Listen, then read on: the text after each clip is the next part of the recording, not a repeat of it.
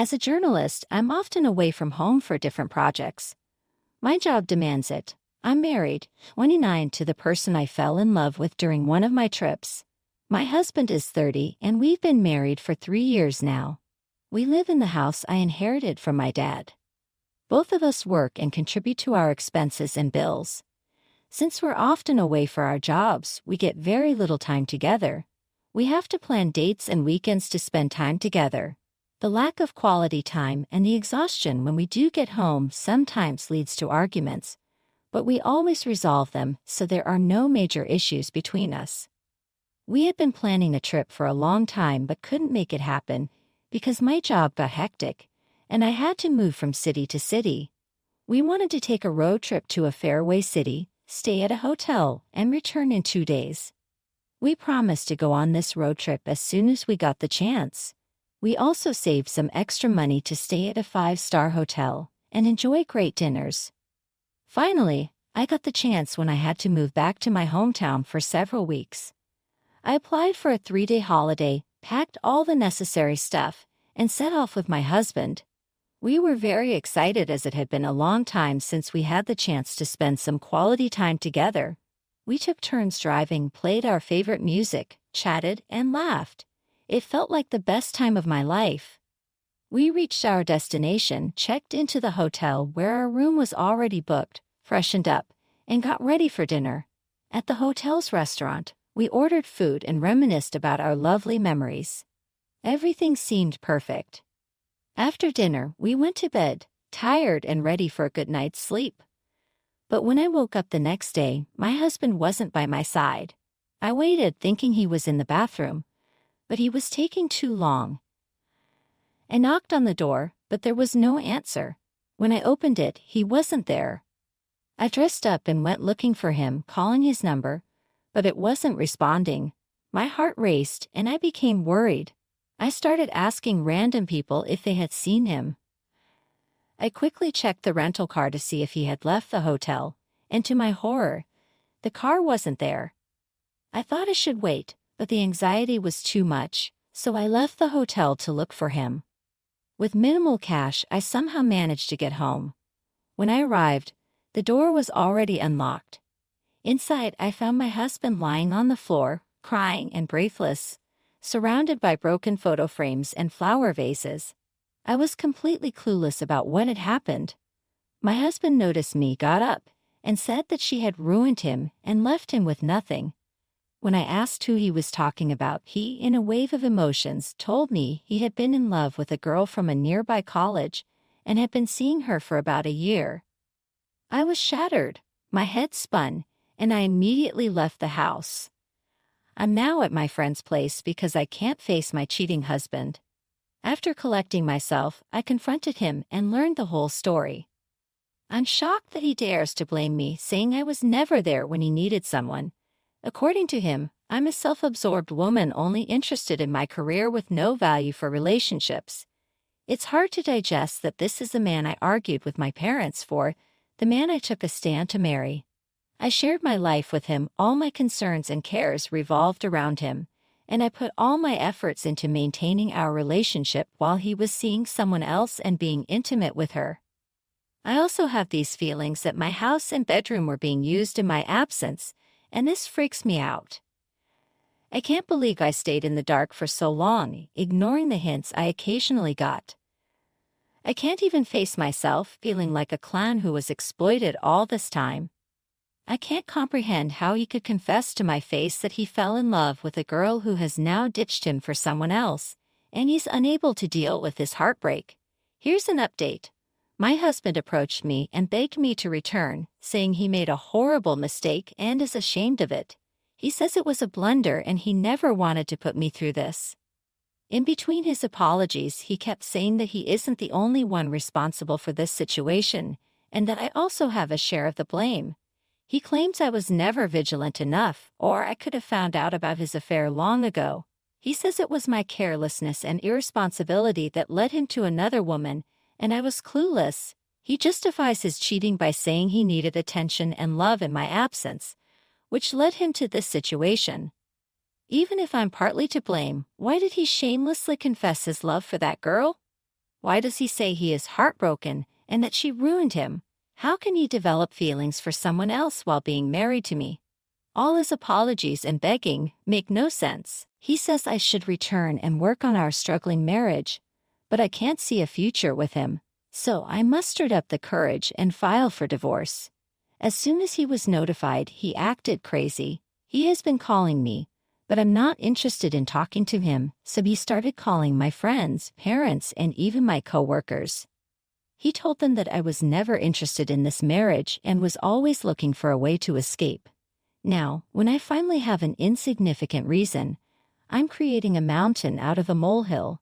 He even questioned my character, saying I work with male coworkers and travel with them, so there's no credibility to my character. This tore my heart into pieces. I've always respected my partner so much. I can't believe this is the same person I fell in love with and fought to marry.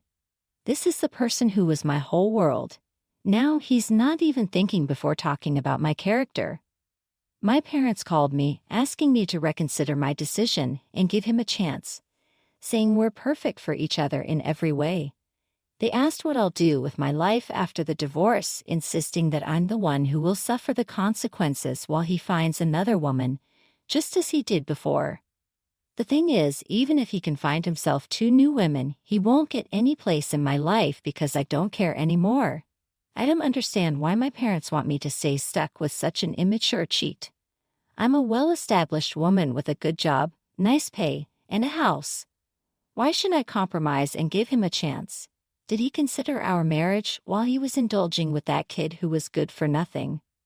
My friend supports me and says she'll stand by me no matter what decision I make. Since I own the house, I'm going to kick him out. This might be his major concern since he'll be homeless unless he goes back to his parents' house. My husband is the real a-hole here, having a loving wife with a career and a house, who puts all her efforts into the marriage, doesn't give him the right to cheat just because she was busy with work. He's an ungrateful jerk who isn't even ashamed of what he's done and still wants reconciliation. He keeps blaming me for not knowing what was happening behind my back. I feel sorry for myself, realizing that during our road trip, I thought life with him was perfect. I'm glad things were dramatically uncovered so I can now stand up for myself. It's hard to understand why my parents want me to go back and live a life of darkness with him. They should be supporting me in this weak moment, not pushing me back into that mess. I shouldn't be pressured to return to someone who doesn't deserve or value me. I'm a strong woman who earns well and owns a house. I can lead a better life without that shameless cheater. I appreciate my friend who not only took care of me while I stayed at her place but also supported my decision to separate. She's acting like family, while my own family is pushing me into a hellhole. Ever since my daughter was born, my wife has developed an unhealthy habit of buying excessive clothes and toys for her. My daughter is currently 4 months old, and my wife buys clothes for her all the way up to 1 year old.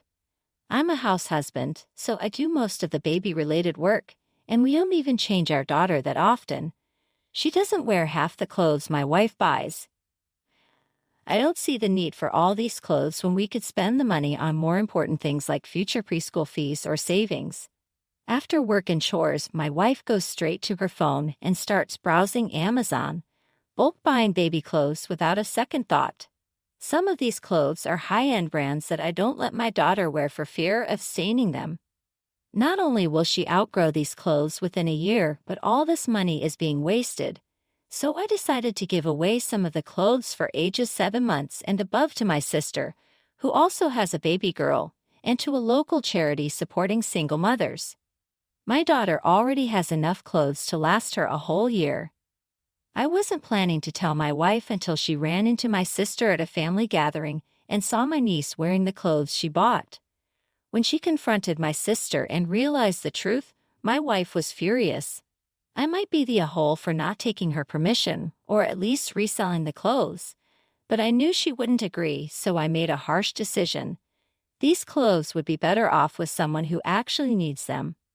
My wife is still pissed even though I've apologized and explained my rationale. I really wish she would stop impulse buying clothes, especially since it could strain her financial earnings, which could have otherwise gone into our joint savings account. P.S. Don't worry, my wife still pays all the expenses and bills on time, but this impulse buying could eventually cause problems. I started out thinking everyone sucks here, but you got more and more wrong. Your daughter is 4 months old, so giving away brand new clothes for 7 months ahead is ridiculous. Baby sizes are inconsistent, and babies go through growth spurts. You should have the next 2 sizes available. It's not like she's buying size 3T. This just means your wife will have to buy new stuff in a month or 2, costing more money. Also, you don't put the clothes on because you're afraid she'll stain them. She's a baby. If you've already spent the money on clothes, let her wear them. She'll outgrow them in 2 months anyway. If you've already spent the money, who cares if she stains a $5 onesie or a designer outfit? Take a few cute pictures before the inevitable mess. Have an actual grown-up conversation with your wife. Set a budget. Talk about how designer stuff isn't worth it and should be returned or limited. If she's completely unwilling to compromise and you can't save, that's an issue. But getting rid of clothes that will fit in 2 to 3 months without discussing it, that's just ridiculous and in a whole move that doesn't benefit anyone. Here's the next story. We recently had senior recognition for my team since our regular season is over. Each year, each senior's accomplishments on the team and academically are talked about. Then they are escorted by their parents and given a gift of a framed uniform. They introduce the senior by saying, "Here is first name, last name from hometown," escorted by her parents, mom's first and last names, and dad's first and last names. I asked my coach not to use my mom and stepdad's last name since it's different from mine and brings up uncomfortable feelings. I 22F asked my mom and stepdad to escort me since they were there almost every single day of my childhood, through good and bad moments. My stepdad stuck around and loved me even when I hated him because he wasn't my actual dad. I thought it was impossible for him to love me as much as he loves my half-siblings. They are 100% siblings to me. I don't like using the term half. My dad, stepmom, and half-siblings lived in another state. I saw them during some school breaks and holidays until I had practice almost every day in summer. My dad and stepmom flew to see me 1 weekend a month because my stepmom couldn't handle me having my dad all to myself for just 2 days. My dad and stepmom came to this last competition of the regular season. I didn't tell my dad about senior recognition because I didn't know he was coming. When he found out, he was sad, and my stepmom got snippy. I told them they were part-time parents and delusional for thinking I'd give them credit for raising me when they live states away. My dad called me crying, saying how much he loves me and how hard it was to be away. My stepmom lectured me about how they did the best they could. I kind of feel like in a hole now for not telling my dad and yelling at him. My stepmom not wanting me to have my dad all to myself is just a theory, not the hole. I imagine my half-brother and sister feel the same way. My dad picked my mom and me over his 2 kids with his first wife. I was a baby and didn't know what was going on, but looking back, he did them dirty. After asking both my parents vaguely, I'm pretty sure it was 90% my mom's influence and 10% my dad's fear of conflict. If you want a relationship with your dad, directly ask him why he wasn't around and if it was because of your stepmom. You're still young enough to mend fences if you want. My half-siblings are in their late 40s and early 50s, and my father has passed away. Either way, you're definitely not the a-hole. Being a vacation parent is a choice. If your children are important, you make every effort to be part of their lives. Your dad chose not to be involved, and it sounds like your stepmom encouraged that choice.